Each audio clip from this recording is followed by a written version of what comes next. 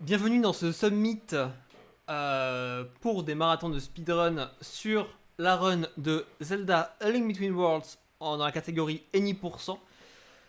Alors, ce que je vais commenter, c'est une run que j'ai effectuée exprès pour ce summit.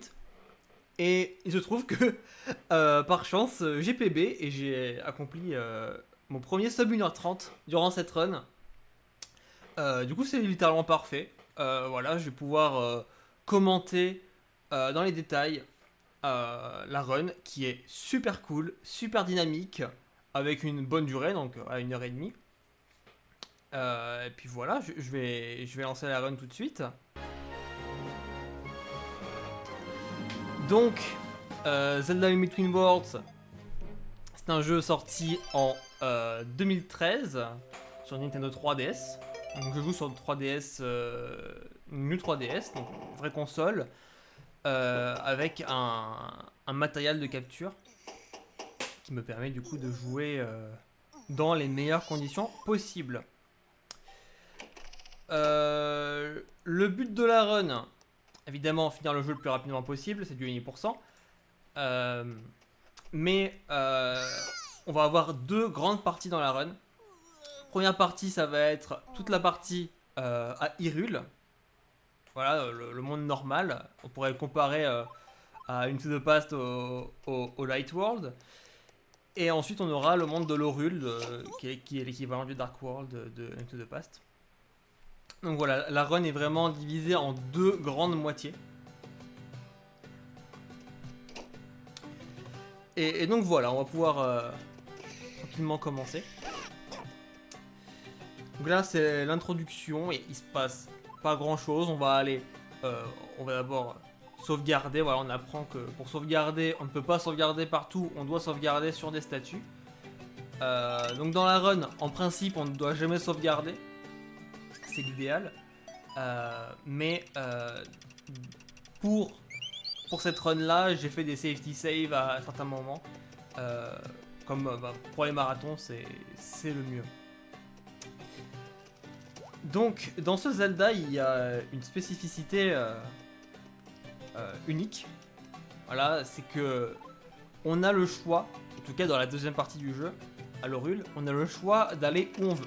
C'est-à-dire qu'on peut aller dans absolument n'importe quel donjon, dans n'importe quel ordre. Tout simplement parce que on a un système où on a accès à tous les objets du jeu, en tout cas les objets d'inventaire qu'on peut équiper. On y a accès grâce au magasin de Lavio, qu'on verra un peu plus tard. Donc on peut soit acheter, soit louer des objets. Donc la différence c'est que les objets loués ils coûtent moins cher, mais si on meurt, on les perd. Du coup, comme ça coûte moins cher, on va uniquement louer des objets dans la run. L'inconvénient étant que malheureusement on n'a pas le droit de mourir. Donc c'est pour ça que save, pour être safe à certains endroits, c'est une bonne idée, parce que sinon la run meurt et on peut même pas rattraper quoi. C'est très très important de faire attention à ne pas mourir dans la run, à part au début pour un glitch que je vais bientôt vous expliquer. Et donc là, on est parti pour le premier gros skip de la run. On va tout simplement accéder au volcan plus vite, enfin à la montagne. Directement alors qu'on n'a même pas récupéré l'épée grâce à un petit damage boost grâce à ce corbeau. Donc on se positionne ici. Voilà, il est raté, j'ai raté le premier essai, c'est pas très grave, on peut le retenter pour que pile au moment où on saute, on se prenne un coup du corbeau et qu'il nous envoie par-dessus les rochers comme ceci. Et du coup on peut directement rentrer dans la grotte. On n'est pas censé être là, on n'a pas d'épée pour se défendre. Mais l'important, c'est le glitch qu'on va faire. Alors, important, il faut récupérer au moins 15 rubis dans cette partie-là. Et j'ai eu une très bonne RNG, puisque dans les pots, il peut y avoir des rubis bleus, des rubis verts, des cœurs ou rien du tout. Là, j'ai eu 2 rubis bleus. Donc, c'est une run très chanceuse sur le début, même si j'ai raté une fois le trick pour rentrer. Alors, pourquoi on va là dès le début? En fait... on va parler à la statue, comme ça on pourra directement se téléporter plus tard, parce qu'on pourra se téléporter avec une cloche qui nous permettra d'aller aux différentes statues auxquelles on a parlé. Et l'idée ici, c'est de mourir dans un endroit où on n'est pas censé être. Parce que ça va faire quoi? Ça va faire que Link va respawn dans le magasin de l'Avio. Sauf que le magasin de l'Avio, on ne l'a pas encore débloqué. Il se débloque normalement à la fin du sanctuaire. On le verra plus tard. Ce qui fait que on va créer un magasin de l'Avio artificiel. Alors, un peu un deuxième magasin, pardon. Un deuxième magasin. Donc, ça fait quelque chose, ça fait qu'on peut directement acheter des objets. Même si on n'a pas encore accès au bouton Y pour les utiliser. Hein. On ne peut pas équiper les objets, mais on va déjà en acheter deux. Donc là, en l'occurrence, la baguette de feu qui va nous servir pour faire un damage boost. Un peu plus tard. Et l'arc qui nous servira pour le premier donjon. Donc voilà, l'Avio nous parle. Alors je crois que je fais une petite erreur, je vais dire non. Parce qu'on spam A et B. Ah non, c'est après. On spam A et B pour passer les textes et des fois ça arrive qu'on mette la mauvaise option sans faire exprès. Donc voilà, j'achète déjà ça, enfin je loue déjà ça. Et ensuite je vais aller faire la façon normale, ce que le jeu attend de moi, c'est-à-dire que le capitaine a oublié son épée. J'ai récupéré son épée pour lui rapporter. Sauf que moi j'ai fait le malin, je suis allé au volcan et j'ai débloqué le magasin secret. Voilà, j'ai dédoublé le magasin d'Avio. Donc là ce que je vais faire c'est tout simplement aller au sanctuaire comme prévu. Et du coup activer le magasin normalement. C'est important pour récupérer notamment le bracelet qui nous permettra d'aller dans le mur. Qui est aussi une mécanique de gameplay exclusive à ce jeu, à In Between Worlds.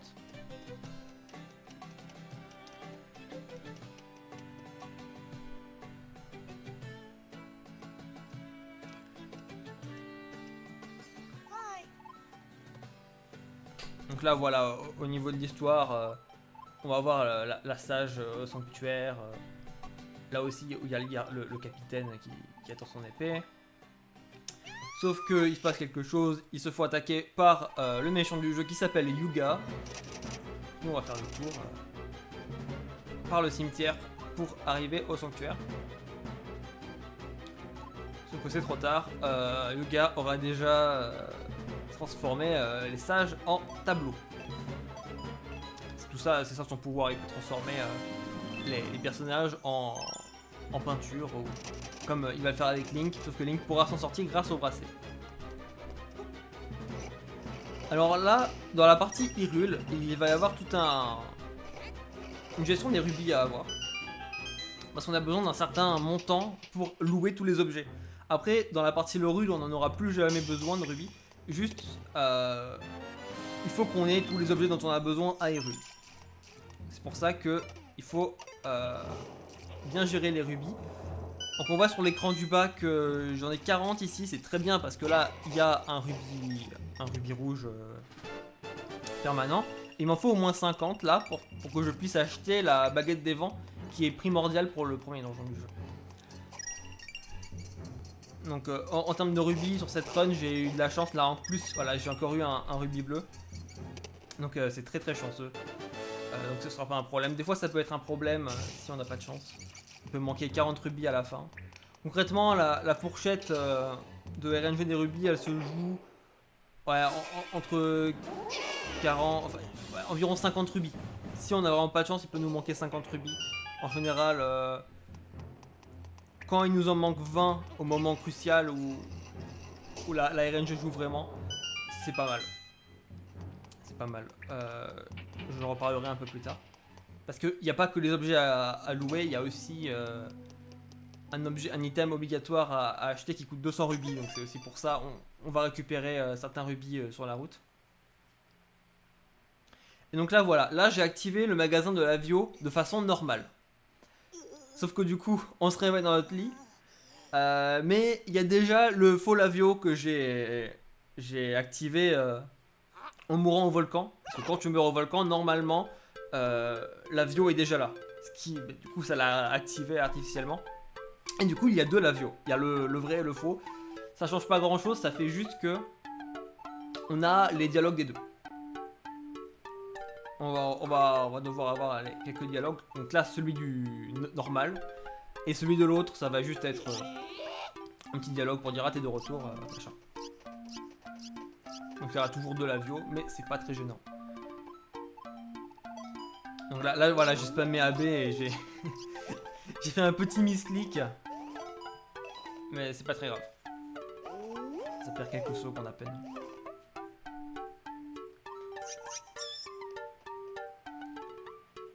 Donc je récupère le fameux bracelet. Là j'ai largement assez de rubis, il me faut 50 pour la baguette, je vais la louer. Et ensuite on va se diriger vers le premier donjon. Donc il y a 3 donjons pardon, dans la première partie, plus le château. On va faire le château. Et aussi la récupération de la Master Sword dans les bois perdus.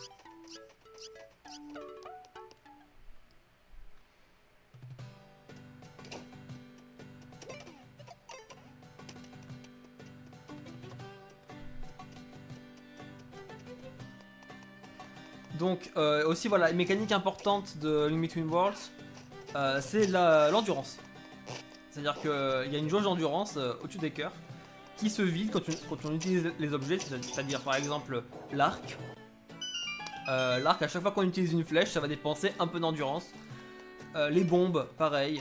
La baguette, toutes les baguettes, pareil. En fait, toute l'utilisation des objets n'est pas sous forme de nombre, c'est-à-dire qu'on n'a pas des bombes à récupérer, mais ça se passe avec la jauge d'endurance. Là, j'ai utilisé la baguette de feu pour faire un damage boost qui m'a mis en out of bound, qui m'a permis de récupérer 100 rubis supplémentaires. Donc, comme je vous ai expliqué, les rubis c'est super important au début de la run. Donc ça fait beaucoup de rubis faciles d'obtention. Et on rentre dans le premier donjon. Alors voilà, la baguette, enfin la jauge d'endurance n'apparaît pas. Parce que je n'ai jamais trigger, j'ai jamais atteint le moment où elle apparaît. Du coup, elle est invisible, mais elle est là. Ce qui fait qu'il faut un peu se représenter mentalement ce qui reste, en fonction de ce qu'on utilise. Voilà, donc c'est pas forcément pratique, c'est mieux de l'avoir visuellement, mais on s'y fait. Il faut juste garder en tête qu'il y a une jauge d'endurance. Voilà, ça c'est le plus important quand on regarde la run. Il y a une jauge d'endurance, elle est là. On la voit pas, mais il faut faire attention à elle.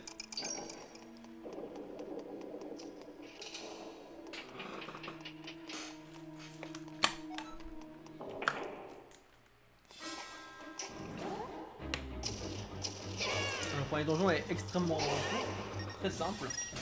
Voilà, là j'ai eu 2 rubis bleus sur ce mini-boss, c'est aussi énormément de chance.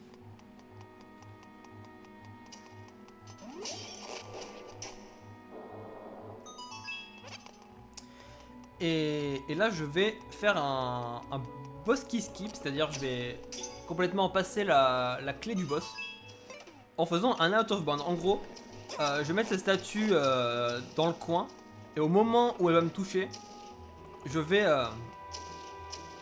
utiliser ma baguette des vents. Voilà, juste avant qu'elle me touche en réalité. Et comme ça elle me pousse un tout petit peu. Comme ça j'atterris sur le plafond, au-dessus du plafond.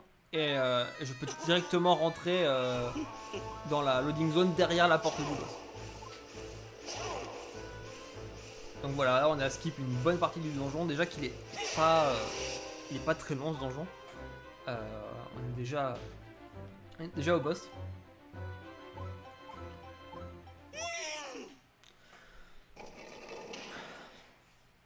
Un premier boss très simple. Faut quand même faire attention parce que si on manque une ou deux flèches, on se fait avoir par ses éclairs et ça fait assez mal. Mais de manière générale ça va, faut juste bien gérer. Bon là, j'ai mal géré mon endurance avec les flèches donc c'est ma faute, mais ça va, ça se rattrape très vite, il suffit de donner des coups d'épée, c'est bon. Donc là on obtient à partir de ce moment là le pouvoir de se déplacer dans les murs. Et donc voilà, ça c'est la mécanique principale du jeu. Et c'est super cool hein, en casu et en speedrun aussi. Et là c'est le festival, on a 2 coffres dans ce donjon avec 2 rubis argentés donc qui représentent chacun 100 rubis. Donc ça fait 200 rubis faciles à avoir. Du coup on les prend. On les prend, c'est primordial.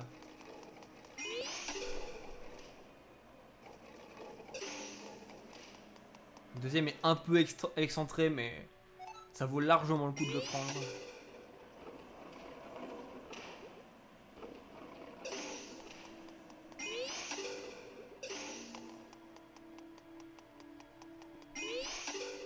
Voilà, il est à droite là. Donc voilà, on prend le temps. Et ensuite, on va se faire avoir par Sahasrara, qui va nous parler, qui va nous téléporter directement au château, nous dire qu'il y a une barrière qu'on ne peut pas briser, et va nous expliquer qu'il faut aller chercher les autres perles des sages, enfin les perles des sages, Faror Ordin et Faror Ordin et Nehru, et récupérer la Master Sword. Donc voilà, en gros il nous dit va faire les deux autres donjons et va récupérer la Master Sword pour aller au château.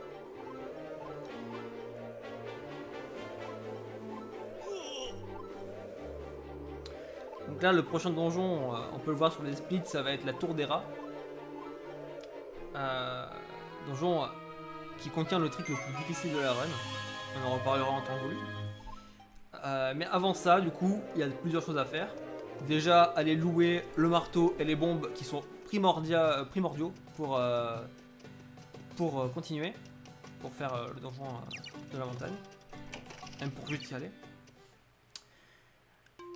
Et ensuite, on va aller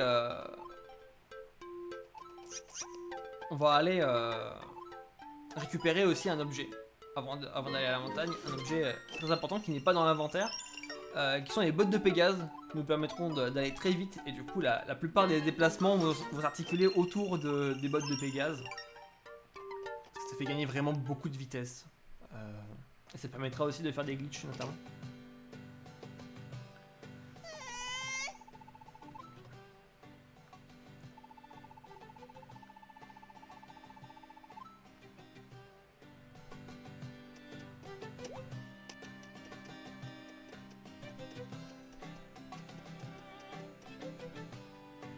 Donc là, il y a Irène qui vient nous parler, nous dire que on peut l'appeler avec sa cloche pour nous téléporter. Donc à partir de maintenant, on peut se téléporter aux statues. Pendant la run, je vais parler à certaines statues et jamais pour sauvegarder. Enfin si, dans cette run là, comme c'est une run de Summit, je vais sauvegarder à deux endroits. Mais je vais parler à des statues pour me téléporter pour plus tard.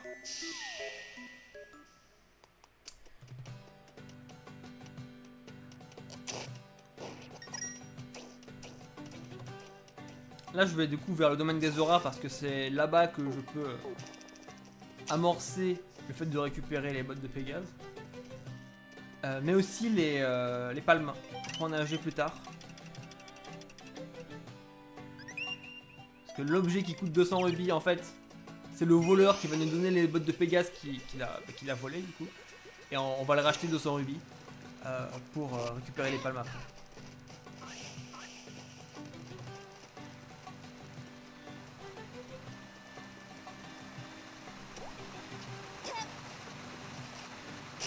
Donc le fameux voleur c'est lui.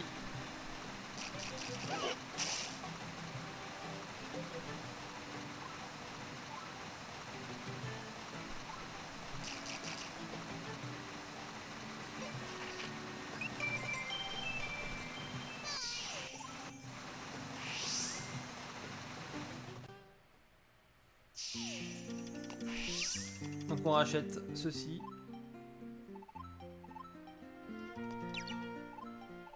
La Smooth Gem. Et on récupère les bottes et après on va aller tranquillement à la montagne.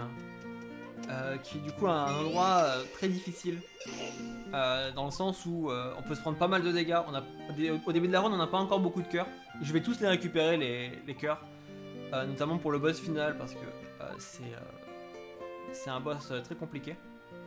On peut prendre du 4 cœurs de dégâts sur une attaque par exemple. Donc c'est beaucoup plus safe de récupérer tous les cœurs et ça perd pas tant de temps que ça. Mais du coup voilà, pour l'instant on n'a pas beaucoup de vie. Donc ça peut être risqué si on se plante rien que pour aller au donjon. Et dans le donjon, il va aussi y avoir une grosse difficulté.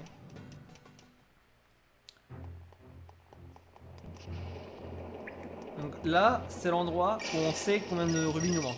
Typiquement, là, il me faut, après avoir acheté la Smooth Gem, il me faut 150 rubis. Et là, j'en avais 130. Donc, il m'en manquait que 20. Sachant que ici, il y a des rochers avec des rubis, comme on a pu le voir. Et ces rochers avec des rubis vont nous être très utiles pour avoir ce qui nous manque, quoi. Et au moins, ça permet de finir Hyrule, l'esprit tranquille, en se disant c'est bon, on a l'argent qu'il faut, on peut tout louer. Et donc se concentrer sur le gameplay. Là, j'ai encore eu un rubis bleu, énormément de chance. Et là encore, ça m'était jamais arrivé d'avoir autant de rubis bleus dans une run. Et là, j'en profite, là, c'est bon, j'ai 150 déjà. Sachant qu'il y a encore un donjon après, on peut récupérer quelques rubis, donc c'était pas nécessaire de les avoir tous maintenant, mais ça fait plaisir. Là, au moins, j'ai l'esprit tranquille.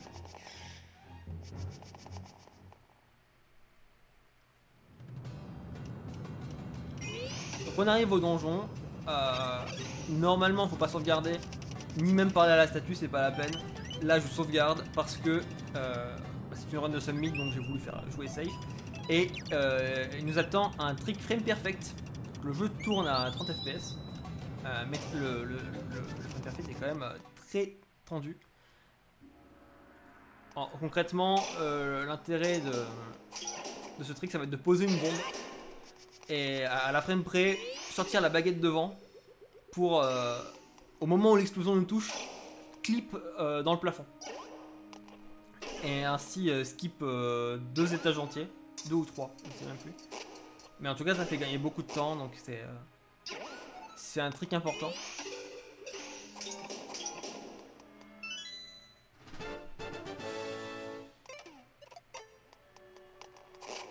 J'élimine les gêneurs. Et c'est parti.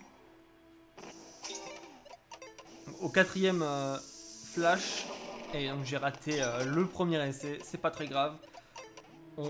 J'ai assez d'endurance pour en faire un deuxième juste après.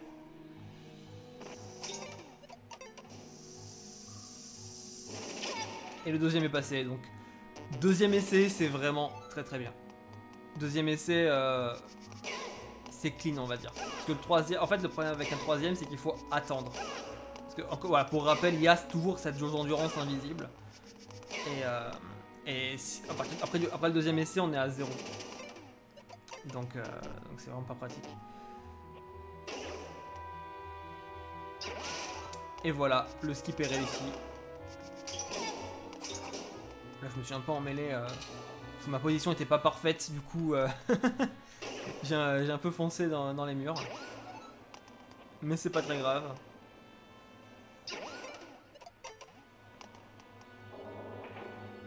Là, on est à la fin. Parce que l'avantage, c'est que la clé du boss, elle est en face de la porte. Donc, il n'y a pas forcément besoin de s'en soucier.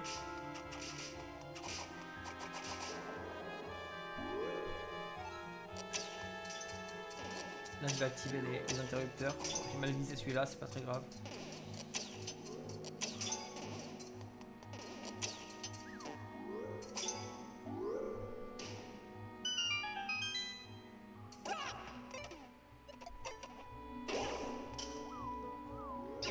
On récupère la clé du boss à droite et on va faire Moldorm. Le fameux boss qui ressemble à un burger. Qui est présent dans Link to the Past et dans Link's Awakening également. Et là, on va utiliser l'arc. On va faire une strat avec l'arc. Parce que l'arc fait plus de dégâts que l'épée de base. Donc, pour battre le boss, il suffit de lui envoyer 3 flèches et de le terminer avec un coup d'épée. Donc, ça va. C'est. Sur le papier, c'est facile. Après, ce boss est connu pour troller beaucoup.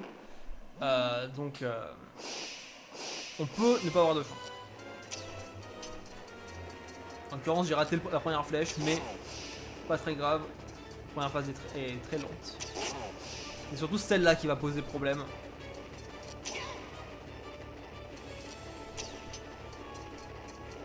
Allez, il me troll un petit peu. Et voilà, une fois qu'il est rouge, il suffit de donner un coup d'épée.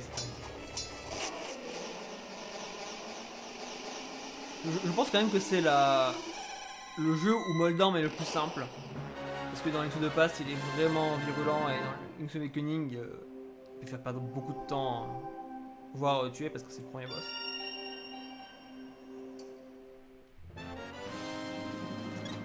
Et là, avec l'arc, c'est quand même plus abordable. Donc voilà, le deuxième donjon d'Hyrule est terminé. Et maintenant, on va se diriger vers le domaine Zora pour récupérer les palmes. Récupérer les palmes.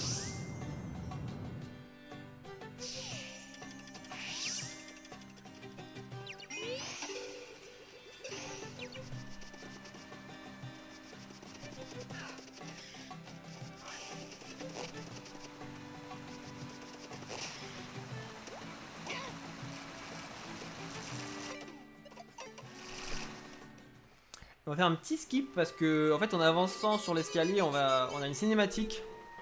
En tout cas, des dialogues qui durent 40 secondes environ. C'est assez long. On va faire une technique assez similaire à ce qu'on a fait à Hera, mais en beaucoup moins précis. C'est-à-dire que on va se servir de la baguette et des bombes. Comme ça, l'explosion va nous projeter sur le petit rebord. Et donc là, on n'a pas à se taper les dialogues, la cinématique de 40 secondes. Ça se prend. Clairement.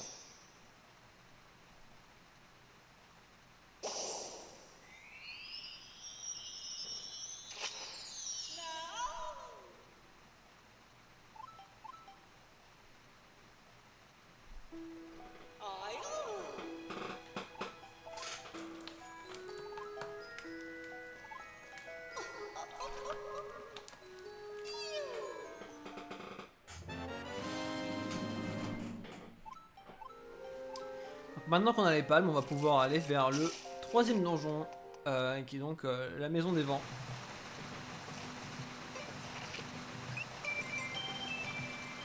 Qui est un donjon plus simple que le précédent parce qu'il n'y a pas de frame perfect. Et qui est très cool. Qui est franchement très cool, visuellement parlant. Alors, il peut mettre la pression quand on n'a pas assez de rubis parce qu'il faut farmer les derniers rubis là-bas, il faut espérer avoir de la chance. En l'occurrence, dans cette run, j'ai eu beaucoup de chance sur les rubis, donc ça va pas arriver.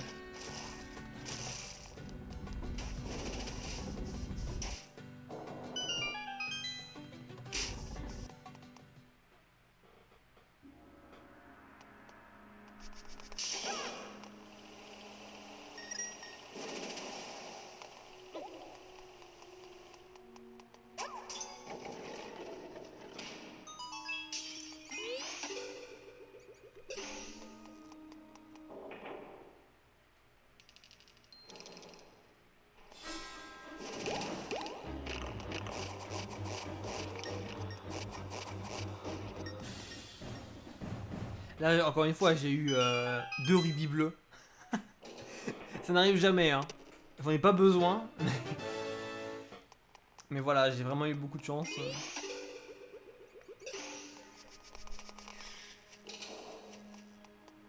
Dans cette salle, il y a une technique qui permet de gagner environ 5 secondes, que je n'ai pas fait.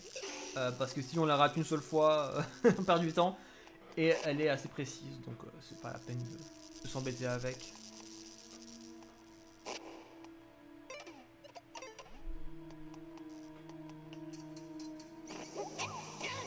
Ah, pour l'instant, tout est normal.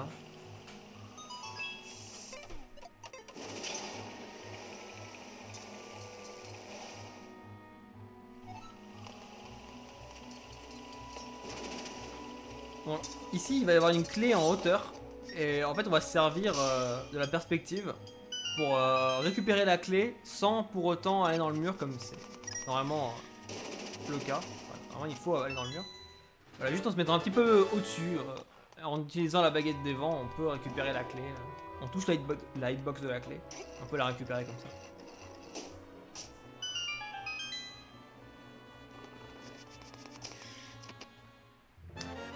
On a la clé du boss, et maintenant on va faire aussi à nouveau un gros skip qui va nous permettre d'arriver quasiment juste avant le boss. Normalement on doit faire tout le tour. Là, grâce à cette chauve-souris que j'ai positionnée avec la baguette des vents, je l'ai utilisée sous la grille. Comme ça, elle s'est positionnée à un endroit particulier. Et j'ai pu me servir du dégât pour clip dans le plafond. Voilà. Dans ce jeu, on peut faire beaucoup d'OOB, on peut faire beaucoup de clips comme ça. Donc, ce qui est bien, c'est que c'est assez visuel, on comprend facilement. Et en plus, c'est beau à voir.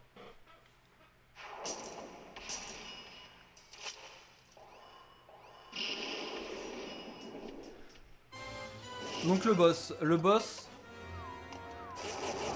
il faut juste réussir à bien gérer les attaques circulaires. En gros, ça va être bombe, attaque circulaire, bombe, attaque circulaire. Donc il faut manipuler le boss pour qu'il aille sur la bombe et qu'elle explose au moment où il passe dessus.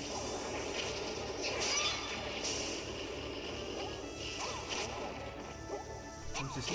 Et là je vais tomber dans le vide parce que bah, ma jauge d'endurance est vide là. Encore une fois on la voit pas hein, mais elle est vide. Et le fait de tomber dans le vide et de réapparaître ça l'a remis au maximum. Du coup je peux directement enchaîner sur la phase 2. Enfin sur la dernière phase plutôt.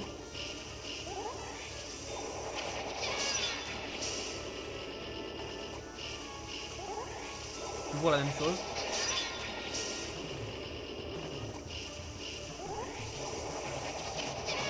Alors, malheureusement il m'a poussé dans le vide avant. C'est pas de chance, mais c'est pas très grave. Ça reste quand même un bon boss. Voilà, globalement, c'est un bon boss ici. Vous avez un aperçu de comment ça se passe quand même bien, à part le dernier coup.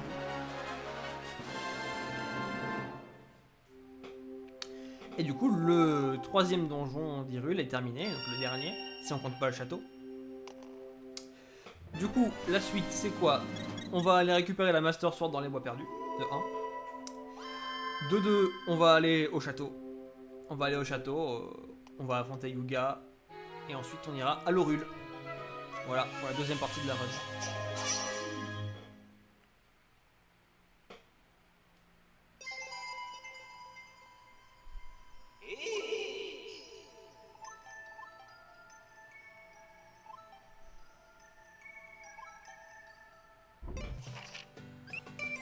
Une direction, les bois perdus.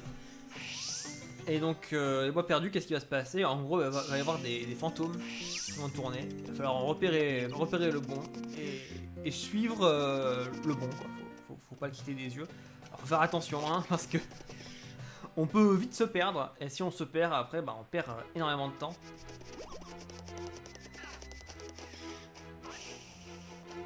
Donc, faut pas dormir sur ça.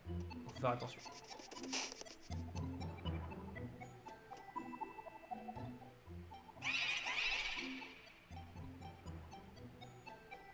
Là, voilà, c'est celui du haut.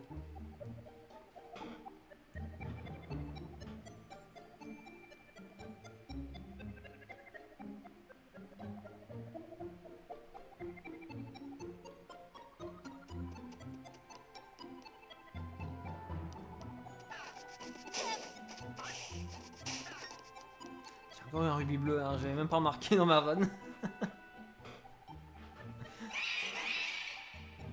Alors ici il y a une petite technique, c'est que là comme il y en a deux, faut pas les suivre hein, du coup, faut aller dans l'endroit où ils vont pas. Comme il y en a deux, c'est un peu dur, du coup la technique c'est d'en suivre un seul. Et juste avant qu'il parte, faut prendre celui qui est en face, et c'est toujours celui qui est en face, donc là celui d'en haut. Du coup faut aller en bas. Voilà, ça c'est une astuce qui est primordiale parce que, voilà, perdre une minute entière ici, c'est vraiment facile. C'est vraiment très facile. Là il y en a 3 mais c'est pas RNG, c'est toujours la même chose, donc il faudra toujours aller en bas. C'est l'avantage. Ça fait une petite pause dans la run.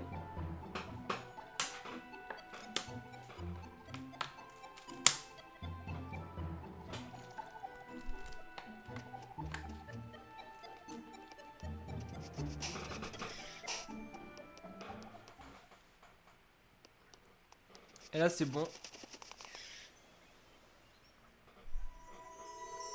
On récupère l'épée de légende.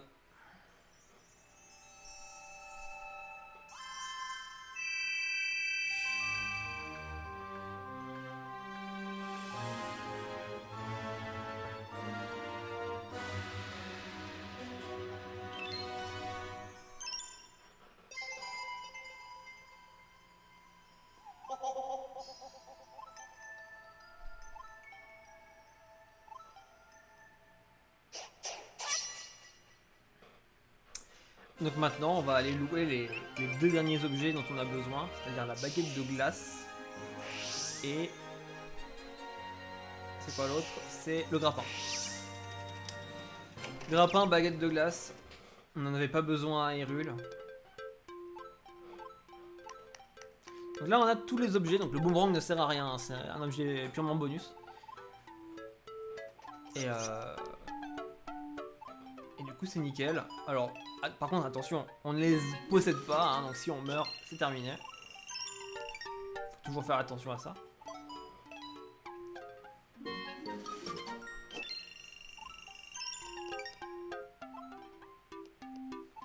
Et il va nous donner quelque chose de très très important, c'est-à-dire le Quick Equip, qui nous permet directement, en touchant l'écran tactile, au niveau de l'objet, au niveau par exemple de la baguette, de changer d'objet. Donc plus besoin d'ouvrir le menu à partir de maintenant. Et ça c'est vraiment génial parce que ça apporte de la fluidité à la run.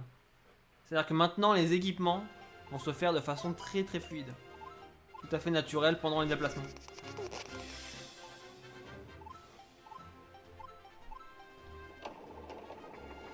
Et en plus de ça, cette fonctionnalité permet de faire un glitch extrêmement utile qui permet de gagner énormément de temps. Il y a même plusieurs, enfin un type de glitch qu'on va utiliser sous différentes formes et presque partout. Voilà, donc quelque chose de vraiment primordial dans la run. On verra ça dès le début de l'Hyrule en fait. Hein. Et là il se passe quelque chose de bizarre parce qu'il y a des monstres et il y a Impa qui nous parle. Comme si tout allait bien, comme s'il n'y avait pas de monstres. Et ben c'est parce qu'au début de la run on était censé aller dans le château. Et on n'y est pas allé. Ce qui fait que on a à la fois le château... C'est un peu comme l'avion en fait. On a à la fois le château d'après l'épée de légende, avec les ennemis tout ça, et à la fois le château du début du jeu, avec Zelda, Impa et tout dedans. Donc ça fait un état un petit peu bizarre. Typiquement là, Impa va nous parler, Link a disparu. Et à la fois il y a des monstres et à la fois elle nous parle plus haut du coup, hein, on est tout en haut de la salle. Donc faut faire attention à pas se faire toucher juste après parce qu'il y a un monstre à quelques centimètres à peine.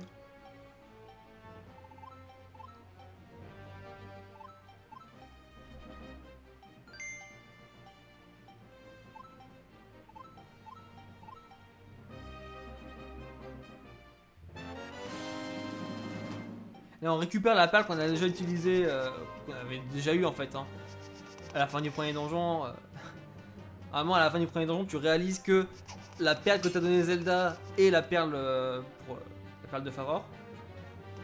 Mais bon on l'avait jamais eu et on a quand même récupéré donc c'est pas très grave. Donc là on l'a eu pour rien mais on est obligé de passer par là. Donc le château c'est simple, hein. On a juste à monter.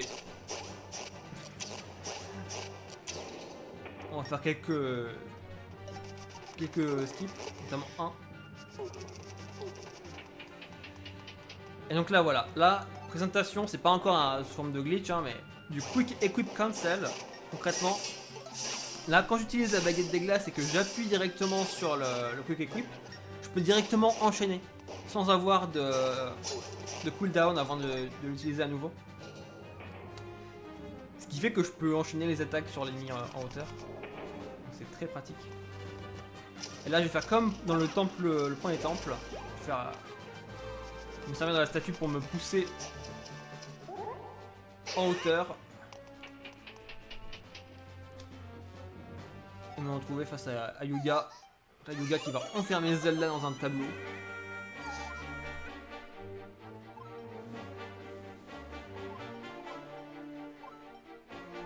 On va devoir la sauver à la fin.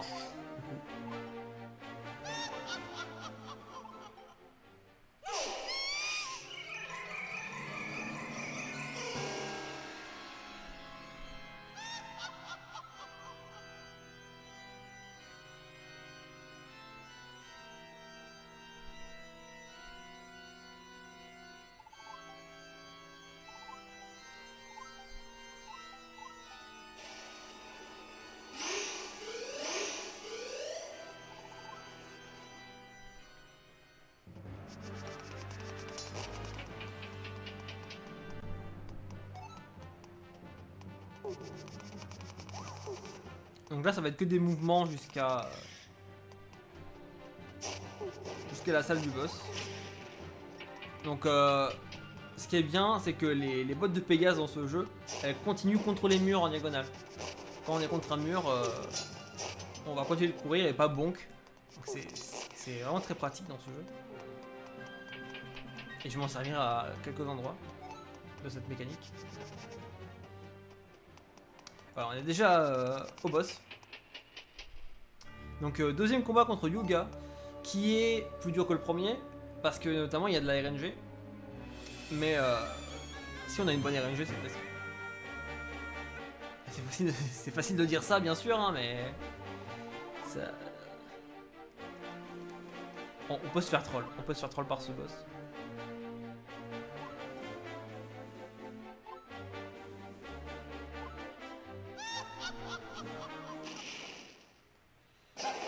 Donc, il se décompose en deux phases. Ils sont exactement les mêmes. Donc là, ouais, il se déplace sur les... dans le mur et du coup on sait pas trop. En fait quand il se croise on sait pas s'il est parti de l'autre côté ou s'il est reparti en arrière. Là il était reparti en arrière par exemple. Et là c'est la deuxième phase. Là j'ai même pas eu le temps de voir la transition à la deuxième phase tellement c'est rapide. En fait quand il s'énerve c'est la deuxième phase. On fait deux coups d'épée sur le bon, on suit le deuxième et on fait deux attaques circulaires.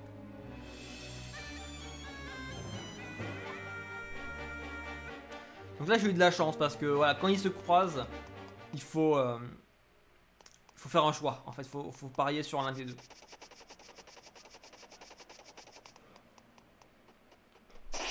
Ouais, mais à part ça, le boss est relativement simple. Et on arrive enfin à la deuxième moitié de la run, qui est à moitié l'Orule. On va enchaîner 7 donjons plus le château final.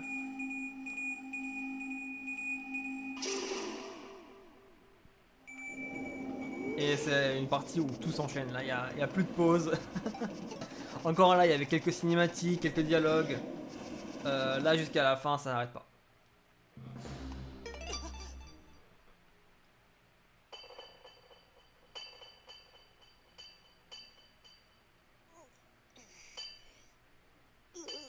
Voilà, on a été recueilli par le forgeron de l'Orule.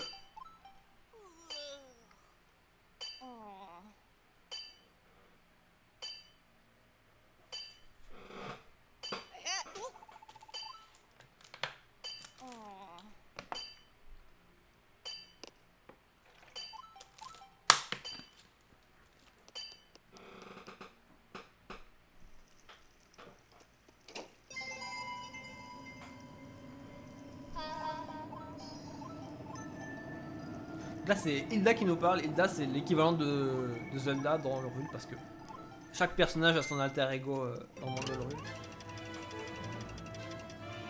Donc là je parle juste à la statue pour me téléporter ici plus tard. J'en aurai besoin. Notamment pour le dernier donjon. Sachant qu'on peut décider de l'ordre des donjons du coup. J'en ai parlé au début de la run mais on peut totalement décider de l'ordre. Donc l'ordre que j'utilise c'est l'ordre le plus optimisé en théorie. En vrai il y en a d'autres qui peuvent gagner 1 ou 2 secondes. Mais dans cet ordre là on fait Swamp Palace en premier, qui est le donjon le plus difficile. Donc là je vais encore parler à la statue, vous allez porter après. Je me déplace vers le donjon, Swamp, et c'est parti. Donc là on va utiliser le Quick Equip Cancel pour clip à travers l'eau. Concrètement, je vais utiliser la baguette, le cancel et avancer pour me mettre sous le glaçon qui va me pousser sous l'eau. Donc si je vais me le sticker un peu plus en haut, dans le mur, ce qui fait que je peux toucher la loading zone et donc arriver dans la suite sans avoir à faire toute la quête avant. Donc là on en fait un deuxième, il est passé first try, c'est le plus dur du donjon donc c'est très chanceux.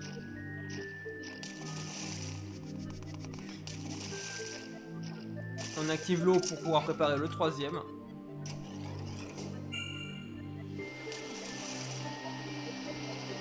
Donc ce donjon est complètement cassé. Hein. et aussi first try. Donc là, on va aller en OOB jusqu'à la salle du boss et on va faire le boss skip. Donc c'est un trick extrêmement difficile, en fait c'est pour ça que ce donjon c'est le pire de la run, hein. C'est parce qu'il y a ce trick là qui est extrêmement précis. Voilà, donc il faut vraiment être à un endroit précis dans le mur et se déplacer pixel par pixel, sinon on peut tomber dans le vide en remontant en haut ou cliquer dans la salle du boss et devoir se taper le boss, ce qui est très lent. Typiquement là, si je donne un coup de stick un peu trop brusque, je clip dans la salle ou dans le vide. En l'occurrence là, ça s'est extrêmement bien passé. Donc c'est parti pour la suite. C'est égalité avec mon best. Donc, là c'est littéralement le meilleur mis ensemble que j'ai jamais fait. Donc en run, quand on passe swamp, on est vraiment très content. Là, c'est à ce moment-là, quand j'ai regardé la run, que je me suis dit, ah, peut-être il y a moyen du coup de PB. Et donc là, voilà, encore une fois, ça s'enchaîne très rapidement à partir de là, donc on perd pas de temps, on va directement au palais du désert. Palais du désert, qui est surprenant. Quand on connaît pas, on se dit, ok, on va voir le palais du désert, machin. En fait, c'est plus compliqué que ça, parce que la baguette de sable, elle n'est pas vendue au magasin. En fait, elle se récupère une fois qu'on a terminé le repas des voleurs. Repas des voleurs qu'on va faire en dernier. Donc, il va y avoir une petite dinguerie là. Pour ce donjon. On va encore utiliser le Quick Cube Cancel pour clip dans un mur. Voilà, et ensuite baguette des vents pour arriver en haut. Et là, je vais me servir du Fire Boost de la baguette de feu, comme je me suis déjà servi au début, pour arriver en OB ici.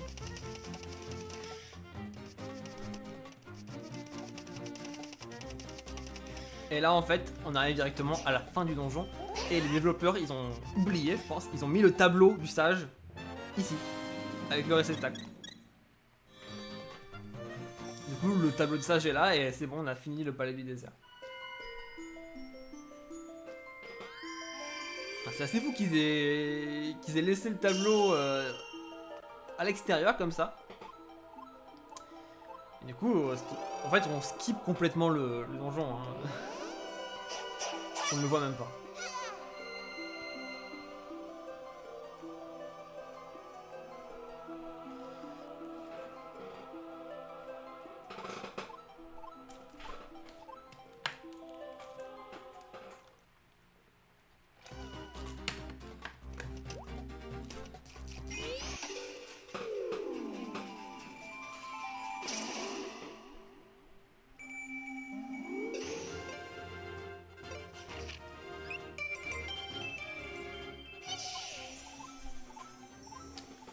Donc là, direction à la montagne de la mort. Pour aller aux ruines de glace. On va refaire un Fire Boost. Avec la baguette de feu. Et le Quick Cube Cancel, du coup, on s'en sert pour avancer pendant qu'il y a la tornade de feu. Voilà. Si on se passait. On atterrit sur le pont et là avec le grappin on peut atterrir de l'autre côté assez facilement. Et donc skip une grande partie.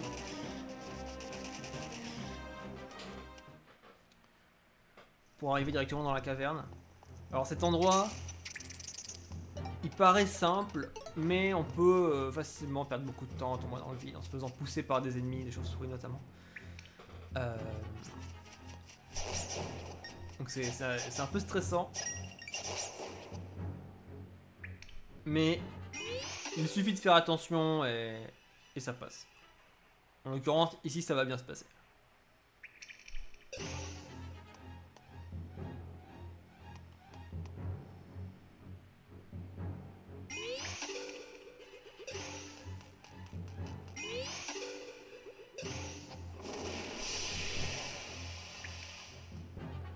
Ah, cette statue de glace, en fait, si on la tue pas directement, en fait c'est une gargouille qui saute et qui directement écrase Link. Et qui le tue très vite en fait, on ne peut pas la battre une fois qu'elle est activée. Je parle d'expérience, hein. J'ai... Ça m'est déjà arrivé malheureusement de perdre des runs là-dessus, très bonne run. Faut faire un peu attention, mais une fois qu'on est au courant, ça va, on sort la baguette de feu directement.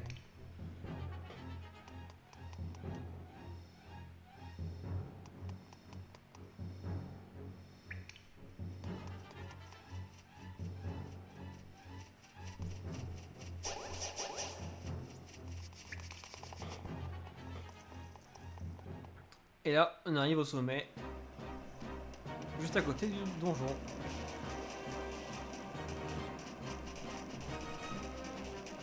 Donc c'est parti, les runes de glace, donc donjon aussi complètement cassé, hein, on va faire en à peine 1 minute. On va clip hein, encore une fois. Hein.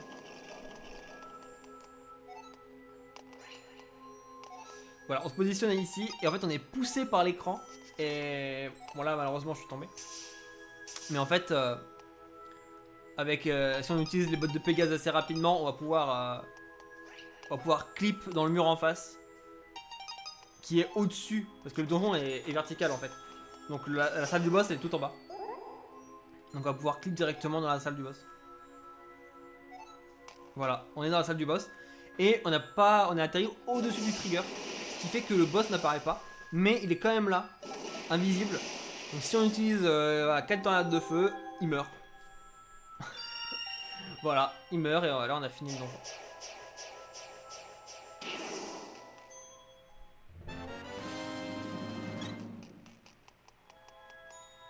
Voilà, paradoxalement, les donjons de Lorule sont, pour certains, beaucoup plus courts que ceux de Hyrule.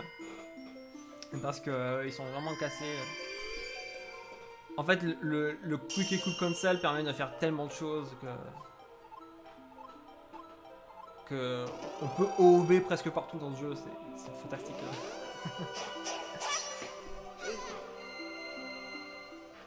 Donc là, par contre, le prochain sera plus long. Hein. Il prendra plus de 5 minutes quand même. Ce sera Skywoods.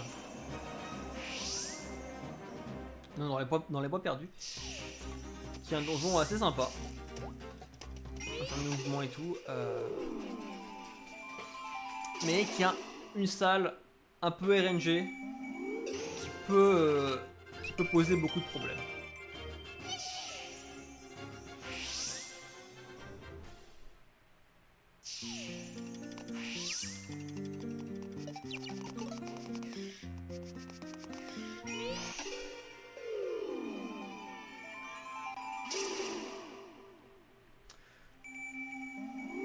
Là juste on se dirige vers le donjon, hein, rien de spécial.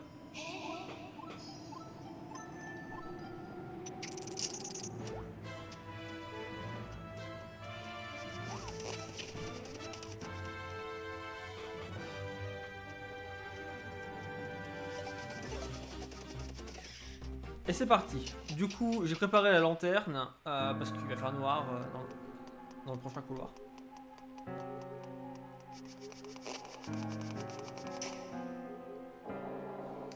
Donc ce donjon, c'est principalement des mouvements. Il y a aussi un trick en particulier qu'on va utiliser. Mais c'est vraiment un donjon à mouvement, il n'est pas cassé comme les autres. Comme les 3 premiers qu'on a fait.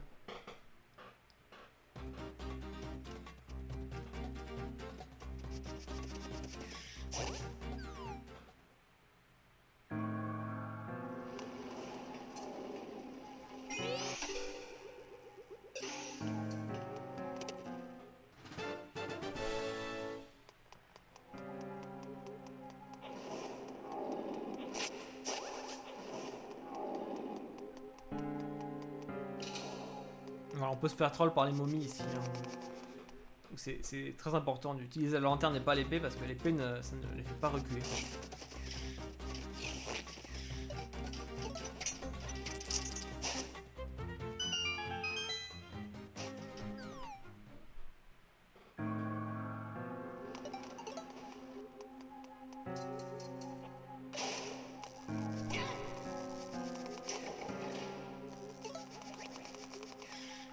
Dans tout le donjon, il va falloir faire attention à cette main.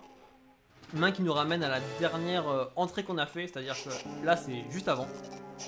Quand je suis descendu je suis tombé dans le trou, j'ai atterri dans la salle de droite. Ça me ramènerait ici.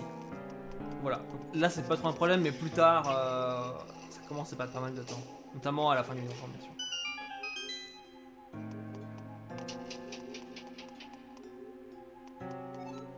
Donc là c'est la fameuse salle, il faut aller très vite parce que il faut réussir à atteindre le haut de la pièce avant que la main apparaisse. Sauf que si on se prend des dégâts par ses ennemis, voilà, là c'est trop tard, on voit l'ombre. Là j'ai pas eu de chance. Mais si on rentre dans le mur et qu'on en ressort, la main tombe direct. Donc on peut utiliser ça pour limiter la casse. C'est toujours cette paix. Là, il faut se servir de la main pour activer l'interrupteur, donc ça c'est normal. Hein.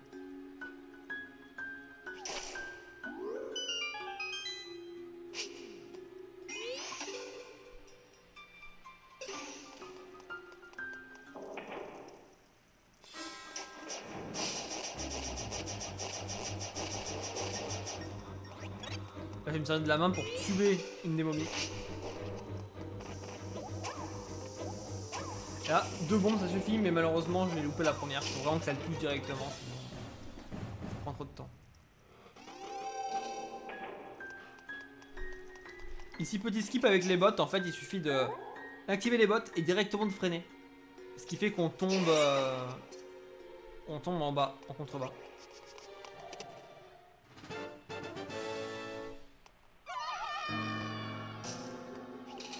Et ça permet d'éviter de faire tout le tour pour récupérer la clé.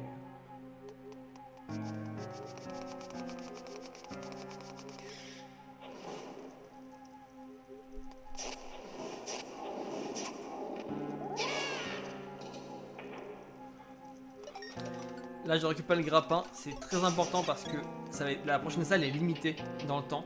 Parce qu'il faut vraiment faire toutes les actions avant que la main n'apparaisse. Parce qu'en gros là je vais faire un petit trick où je vais dupliquer l'œil.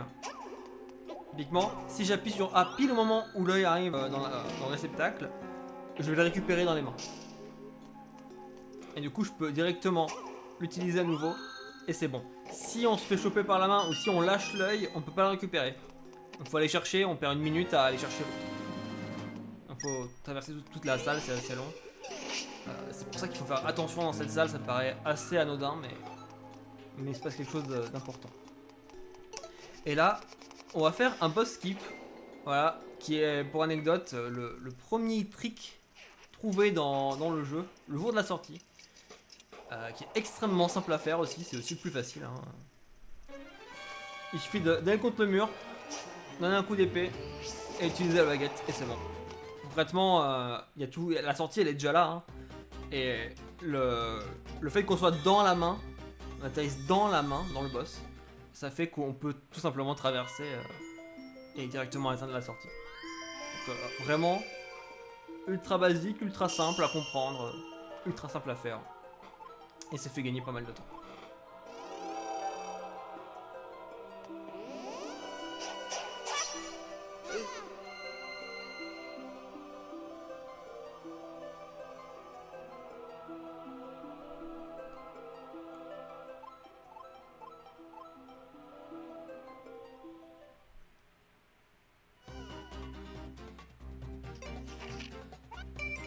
Là on va se diriger vers Dark Palace du coup.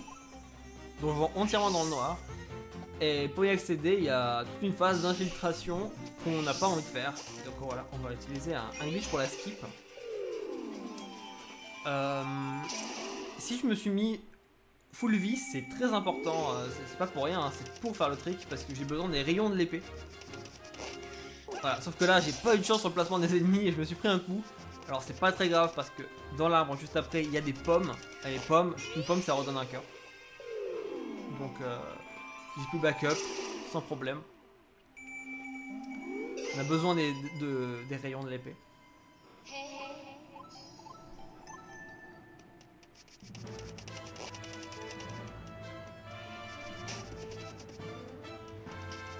Donc voilà, j'ai eu de la chance parce qu'elle est pas toujours là la pomme. Hein. Donc j'ai quand même eu de la chance, sinon j'allais perdre beaucoup.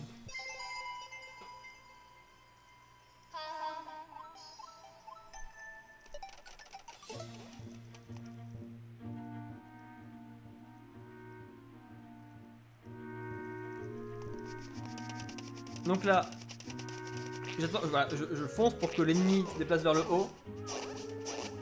Je donne un coup de grappin pour le stun, je tue l'ennemi après. J'utilise 2 rayons pour le mettre dans le coin.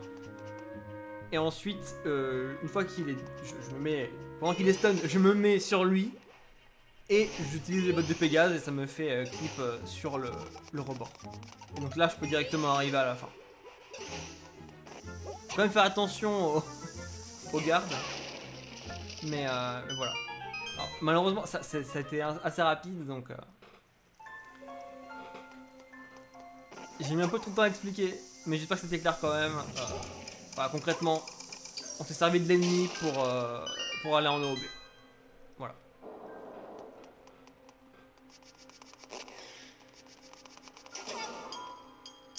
Donc Dark Palace, donjon qui est en casu pas forcément apprécié, parce qu'il est assez dur, tout dans le noir et tout. En speedrun, il est très cool parce qu'on sait ce qu'on fait. Donc là, le but, ça va être de mettre tous les rayons de lumière sur des yeux, donc au niveau de la salle du boss, pour activer le boss. Voilà, pour activer l'accès à la salle du boss. C'est le principe du donjon. Donc là, j'ai détruit un morceau de bois qui bloquait le rayon de lumière. Et il va y en avoir encore quelques-uns.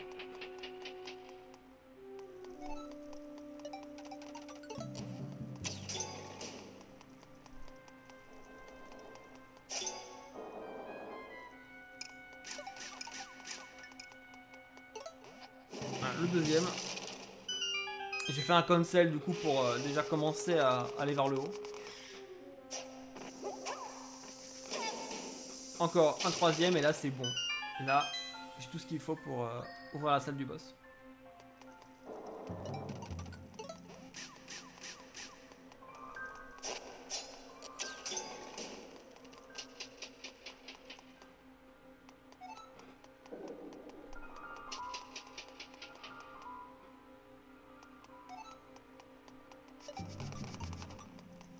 Voilà, là on va récupérer la clé avec le grappin.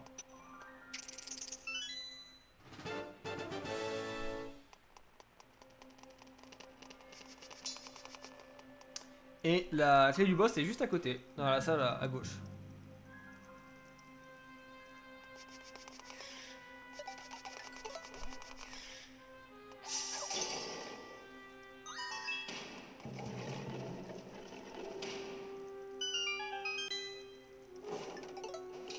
Donc on active les 3 interrupteurs qui sont à gauche, là on les voit pas mais ils sont là. Avec les bombes, et ensuite on récupère la clé du boss et on fait le boss. Là il n'y a pas de skip du boss cette fois-ci, il faut vraiment l'affronter. Et c'est le premier, c'est vrai que c'est le premier boss de l'Orul qu'on affronte. On ne peut pas tout skip dans ce jeu.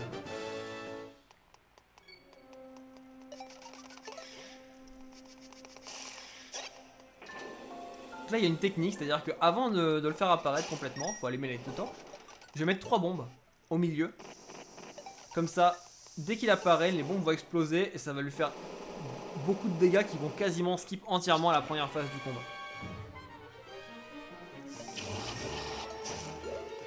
Donc là, 2 bombes et c'est pas encore la phase 2, il y a quand même 3 coups à donner sous le masque.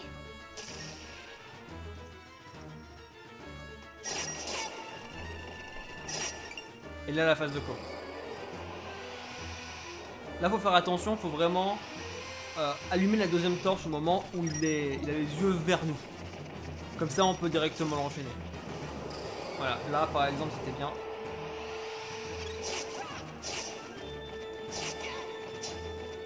Ah, on prend des dégâts mais c'est pas très grave. L'important c'est qu'il ne crie pas, parce que s'il recrie il repasse en mode sombre. Et il faut réactiver les torches, ça perd un peu de temps. Et c'est full RNG. Voilà, ça va, ça s'est bien passé.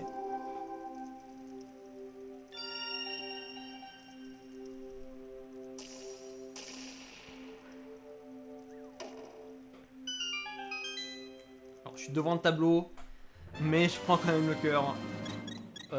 C'est important pour la fin.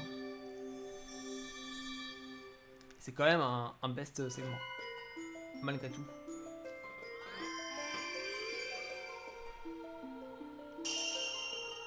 Il ne reste déjà plus que 2 donjons à Lorule, plus le château, donc on approche de la fin, il reste 24 minutes. Mais vraiment, Lorule passe très très vite hein, à regarder, à commenter, à jouer, parce que il se passe tellement de choses, tout s'enchaîne tellement bien que on voit pas le temps passer. Voilà.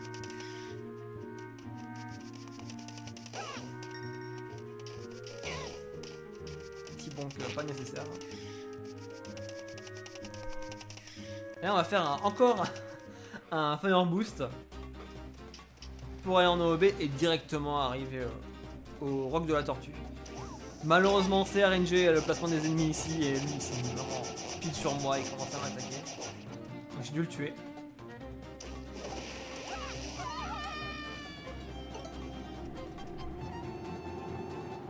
Le deuxième est passé. Là, on est en full OOB et du coup, on peut atteindre le Roc de la Tortue. Normalement, il faut passer évidemment par Hyrule. Faire une quête qui nous débloque la faille, et une fois qu'on a débloqué la faille, on doit refaire une quête pour ouvrir le donjon. Là, on est devant le donjon et on va faire un glitch pour entrer. Alors, le glitch est complètement RNG parce que si on se fait toucher, on le perd. En gros, c'est justement ça. On va foncer en nageant sur un rebord sur lequel on peut monter, et ça va en fait stocker l'animation pour monter sur le rebord, sur Link, et il pourra l'utiliser sur un autre rebord. En l'occurrence, ici c'est juste avant l'entrée du donjon, c'est le petit rocher là, voilà, le long rocher. Sauf que voilà, si tu touches un tout petit peu en dessous, bah ça le fait en dessous et du coup ça marche pas. Et là malheureusement j'ai raté, j'ai perdu pas mal de temps. Et en plus de ça, on peut se faire toucher par les boules de feu, et si on se fait toucher par les boules de feu, ça annule l'animation. Donc ça annule le glitch. Je pense qu'il faut aller récupérer. Bon, ça finit par passer. Je prends quand même un cœur au cas où. Et là, bon, là on va devoir faire le boss dans le donjon, mais le donjon, il consiste surtout à faire le boss qui skip. Encore un BK skip. Comme il y en a beaucoup dans le jeu. En manipulant ces sorciers là. Et ça arrive juste là, juste après. On perd pas de temps.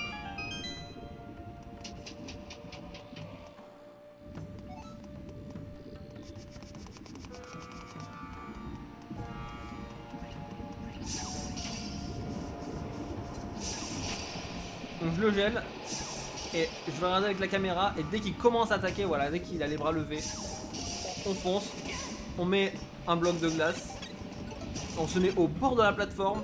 Et dès qu'on se fait toucher par le... Dès que l'attaque arrive, on utilise la baguette des vents et on clip au-dessus. On a juste à tuer ces deux ennemis là et on peut directement arriver au boss.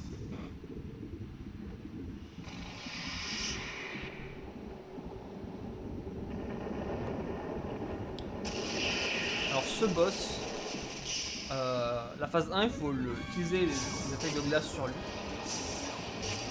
On peut le manipuler. Typiquement là je vais le faire aller en bas. Comme ça dès qu'il bouge à nouveau, je peux enchaîner 2 attaques de plus.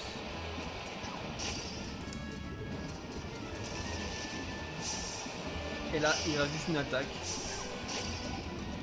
On prépare l'arc, on commence à tirer une flèche comme ça. Dès qu'il apparaît, la flèche va directement sur lui, ça va faire un petit dégât dès le début. La phase 2 elle est RNG, il a plusieurs patterns. Il y a un pattern qu'on voit absolument pas, où il tourne un peu partout dans la salle. C'est lui, donc pour le cancel, il faut prendre un dégât. Mauvais RNG. Lui il est bien parce qu'on peut enchaîner les attaques. Il refait le pire pattern, donc c'est vraiment pas de bol. Donc celui-là on peut utiliser des bombes parce que les bombes ça fait beaucoup de dégâts.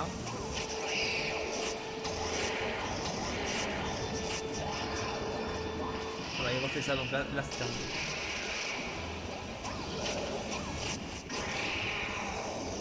Voilà, le combat s'est bien passé, même si la range n'était pas parfaite.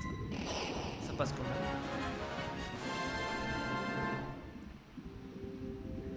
Et donc il ne reste plus qu'un seul donjon qui est le plus long de la run. Parce que il il est absolument pas cassé en fait. Il y a un petit skip au début, mais tout le reste du donjon, on ne peut pas le skip parce qu'on doit escorter quelqu'un. Une voleuse, voilà, prisonnière. On doit l'escorter tout le long du donjon, donc malheureusement, il n'y a pas de gros skip avec. On peut pas. Du coup, c'est très long. Et on le fait en dernier. On le fait en dernier parce que c'est le plus proche du... Bon, du coup, on peut skip la baguette de sable. Aucune raison de ne pas le faire en dernier, sachant qu'il est à côté du château. Donc on peut directement enchaîner sur la fin de l'arène.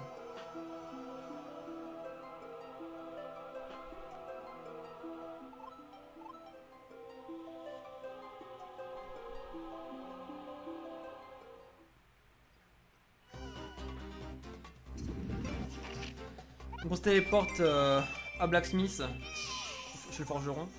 Donc c'est pour ça que j'ai parlé à la statue, c'est juste pour retourner directement pour la cabane des voleurs.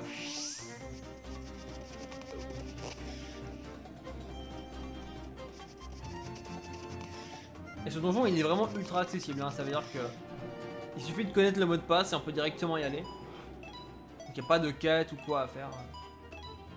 Rien, en fait c'est vraiment à gauche de là où on arrive, il est là. Non, normalement il y a une quête pour connaître le mot de passe. Mais quand on le connaît, on peut directement y aller.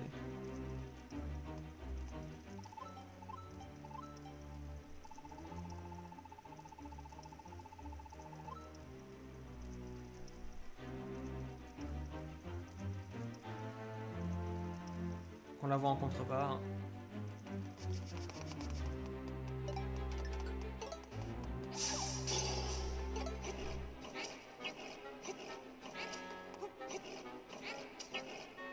Donc là c'est une partie un peu longue, hein. Malheureusement il n'y a pas moyen d'aller plus vite. Faut mettre les statues sur les interrupteurs une par une. Il y en a deux, plus Link qui doit activer un interrupteur. Mais ces statues vont nous servir à faire un petit glitch qui vont nous permettre de skip une petite partie quand même. Ça va nous faire gagner une minute, je pense, environ.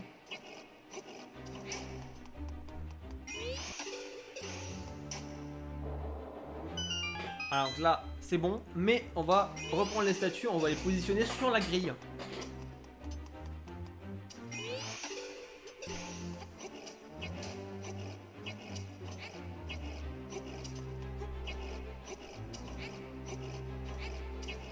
Comme ça, avec la baguette des glaces, on va activer l'interrupteur et la statue va en fait passer au-dessus de l'autre statue parce qu'elle va se soulever grâce à la grille. Et nous, ça nous permettra de clip dans le sol. Alors, j'ai raté. C'est pas très grave.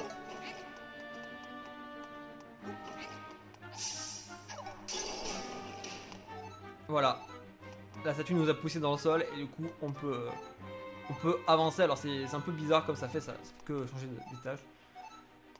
Voilà, une fois qu'on est là, on a juste à activer cet interrupteur pour après, ça fait gagner du temps pour la fuite. Et ensuite on va directement atterrir chez le mini-boss. C'est juste à droite, en diagonale. Donc voilà, c'est le seul gros skip du donjon. C'est déjà pas mal. Voilà, mini-boss, c'est 5 statues à tuer.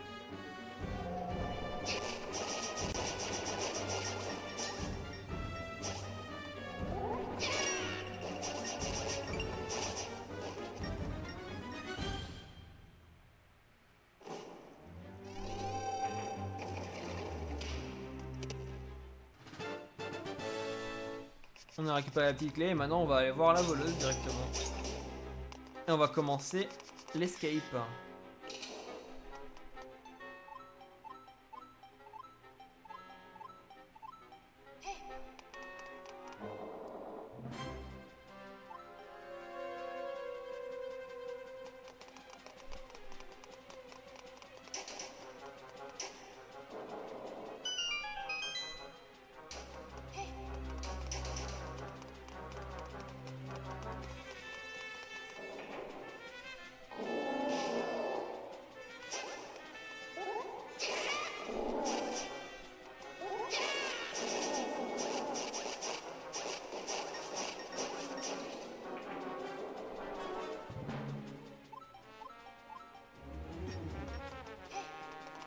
petite erreur, hein, parce que si on appuie sur A, elle va rester sur place. Ou si on rentre dans un mur, elle reste sur place. Ou si on utilise les bottes de Pégase. Typiquement là, c'est ce que j'ai fait. Et faut faire attention à pas la laisser sur place sans le vouloir. Là, je l'ai mise en face directement, comme ça je vais abaisser un grillage. Elle sera directement en face.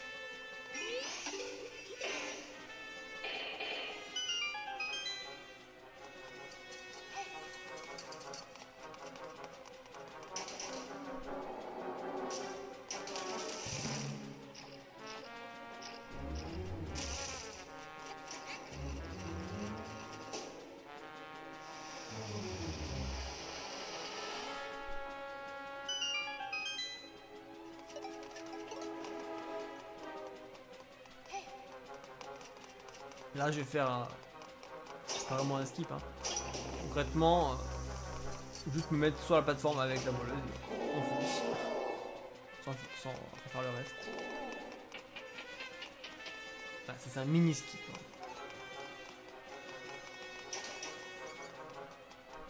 On active les interrupteurs. Là, voilà, ça part un peu tout seul, j'ai envie de dire. Alors, faut savoir que quand j'ai fait ce donjon, j'ai fait pas mal d'erreurs. Et j'avais pas mal de pression. Parce que, quand même, la possibilité de sub 1h30.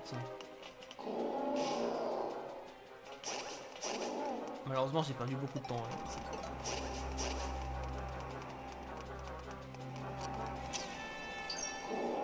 Là, j'active directement l'interrupteur. Sinon, on est mal.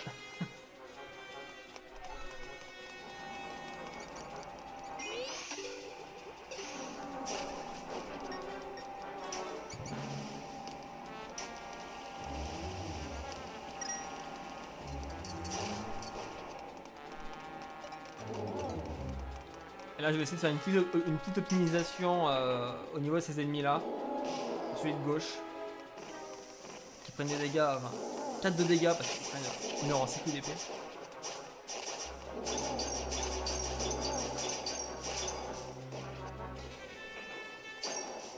Ça n'a pas très bien marché, mais je m'en suis sorti quand même.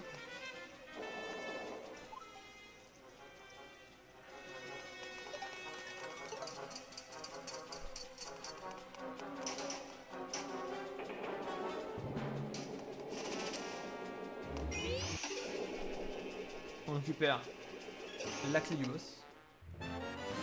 Et c'est parti pour le boss du donjon. Qui non plus on peut pas skip. Hein. C'est dommage parce qu'on a vraiment besoin de la voleuse pour trigger le boss. Sinon, à mon avis, on pourrait skip beaucoup, mais l'obligation d'avoir la voleuse avec nous, c'est pas, ça nous arrange pas. Donc ce boss se décompose en 3 phases. Bon, on commence à lui donner des coups d'épée, ensuite on prévoit où il apparaît et on tape avec le marteau, c'est ce qui fait le plus de dégâts.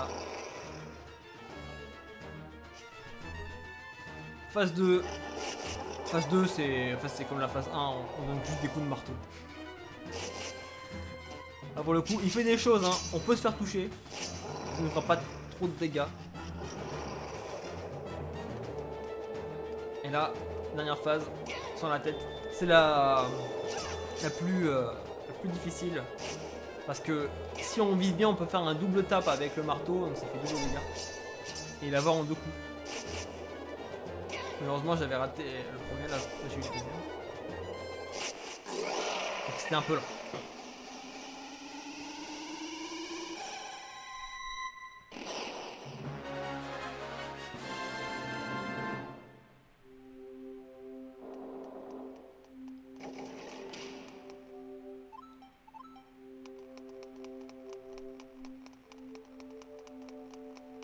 Donc là, il va nous amener à la maison où il y a le tableau.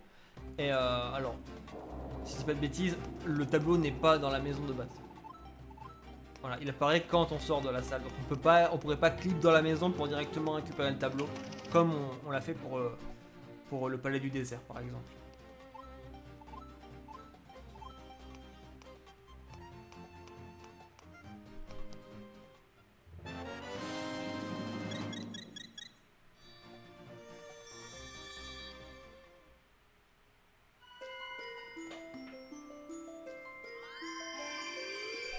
Donc maintenant, on a réussi tous les donjons, on a libéré tous les sages. Il ne reste plus que Zelda au château de l'Horul. Et du coup, le boss final. On récupère la, la baguette des sables comme prévu. Sauf que Lavio, c'est un gros rat et il va nous la récupérer. Pour nous la louer ou nous la vendre. Avec son assistant. Mais nous, on n'a pas besoin de la baguette des sables, donc c'est pas grave.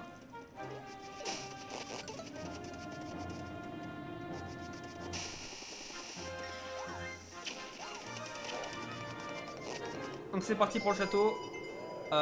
Normalement, pas de save, mais si on se plante sur le trick, parce qu'il y a un trick très compliqué, très dur à faire dans le château. C'est le seul truc difficile du château, hein. Mais il est très dur. La run est morte, hein. Tout simplement, on peut pas la continuer. Et donc j'ai préféré save. Hein. Vu que c'est à la base une run de Summit à commenter. J'ai joué safe. Et donc c'est parti.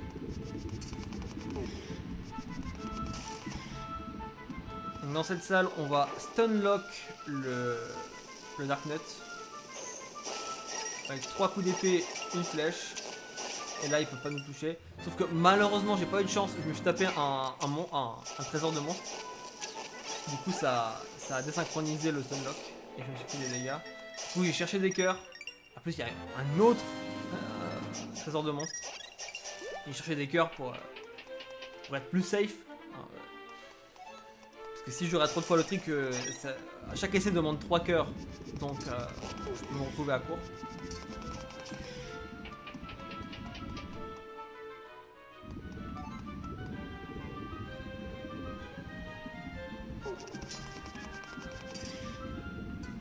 Donc c'est ici, donc le trick s'appelle le trial skip. En gros, il y a 4 épreuves à faire dans cet endroit là. Et une fois qu'on les a finies, ça ouvre la porte qui nous emmène au boss final.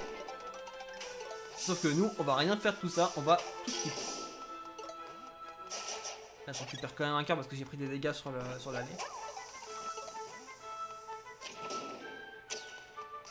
On va servir de cette bombe géante. On va la placer à un endroit très précis. Et ensuite, on va prendre avec le grappin un angle aussi très précis.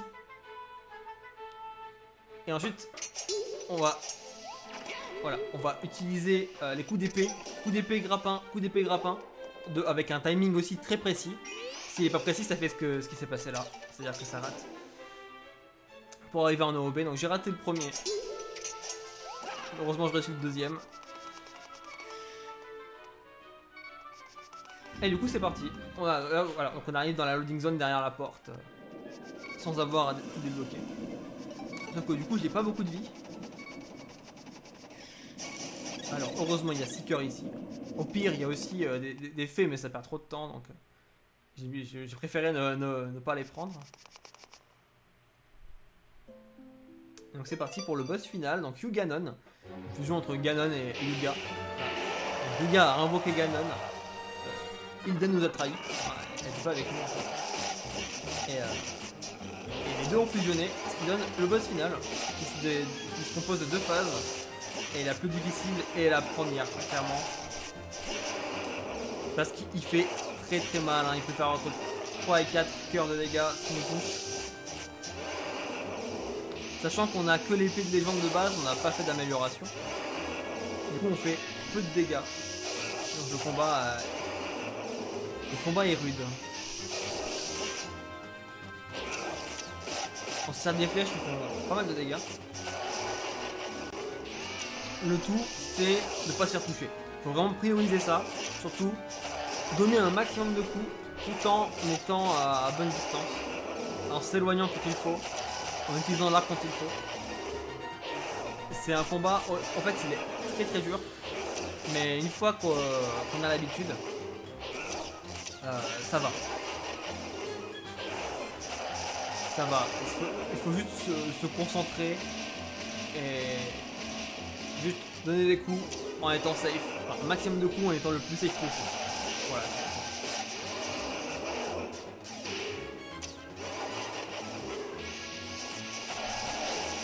Là, on le manipule en envoyant une flèche et en faisant en rouge. Soit il fait ça, on n'a pas de chance, hein, c'est RNP. Soit du coup, il va se téléporter et on sait qu'il va faire l'attaque où il envoie son trident. Donc la phase 1 est terminée, elle s'est bien passée. Il m'a pas touché une seule fois. Donc c'est très bien. Et là, dernière phase du coup du combat. Le légendaire, le classique dans les Zelda, le ping-pong. Voilà, le tennis, le ping-pong comme vous voulez.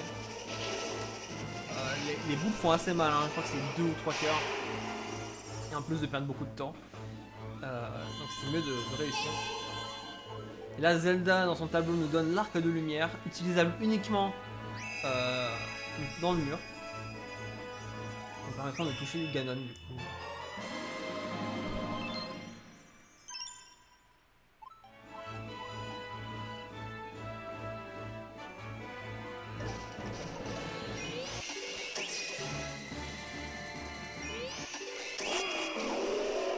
Il faut faire ça 3 fois.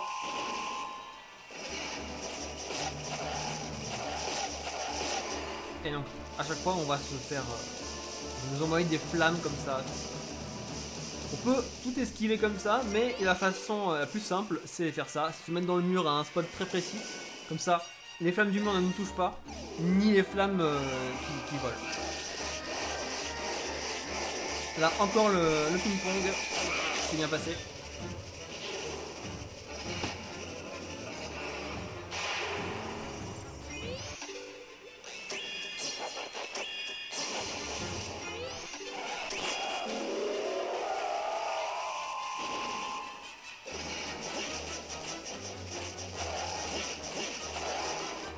Et maintenant, il reste plus qu'à le faire une seule fois. Donc là, les flammes durent plus longtemps. Donc là, c'est vraiment... Je le fais à chaque fois. Autant la première phase, ça peut se faire sans aller dans le mur, mais ici, c'est primordial. Le dernier, les boules, il suffit de les spammer. Et ça passe.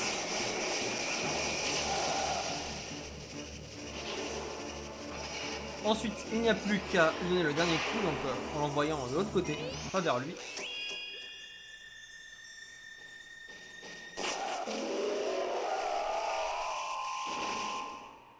Et à l'achever avec l'épée.